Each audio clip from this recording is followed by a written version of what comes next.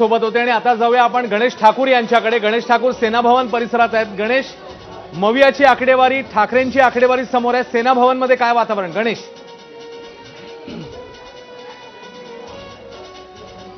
अश्विन, जर आकडेवारी त्यांच्यानुसार आली असती किंवा त्यांना चांगली वाटणारी आली असती तर इथं ह्या सेना भवनच्या पहिल्या मजल्याच्या हॉलमध्ये कार्यकर्त्यांची गर्दी असती, नेत्यांची गर्दी असती, त्यासोबतच पत्रकारांची गर्दी असती। मात्र शुकशुकाट आहे या परिसरामध्ये, आता कोणीही नाहीये। कार्यकर्त्यांचा जो जल्लोष करण्याची तयारी होती त्याबद्दल अनेक प्रश्न, आता मी काही नेते आहेत त्यांच्याशी बोलण्याचा प्रयत्न करतो। हर्षल प्रधान माझ्यासोबत आहेत। हर्षलजींना मी प्रश्न विचारण्याचा प्रयत्न करतो। हर्षलजी, ज्या प्रकारचा उत्साह निवडणुकीमध्ये होता, आजच्या निकालानं ते तसा उत्साह नाहीये, ते गर्दी नाहीये, लोक नाहीये?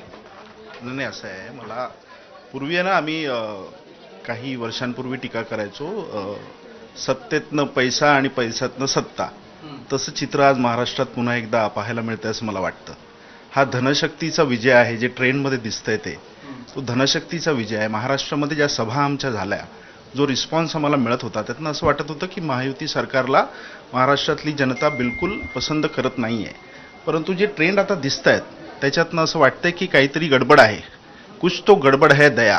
पण आता हे लोकसभेला चांगले ट्रेंड होते, इथे जल्लोष होता, त्यावेळेला आपण कोणता प्रश्न उपस्थित केला नाही, मात्र आज प्रश्न उपस्थित करताय कारण निकाल तुमच्या बाजूने नाहीये। माझं पहिलं वाक्य तेच होतं, पैशातनं सत्ता आणि सत्तेतनं पैसा।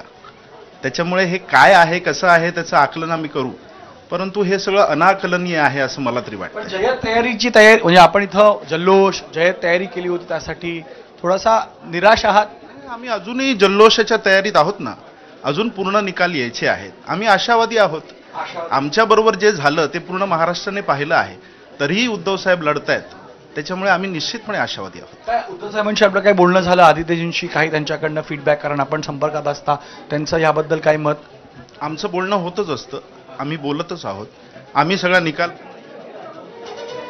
तेव्हा सेना भवन मधली प्रतिक्रिया आणि आताची अपडेट। प्रदेशाध्यक्ष बावनकुळे, फडणवीसांची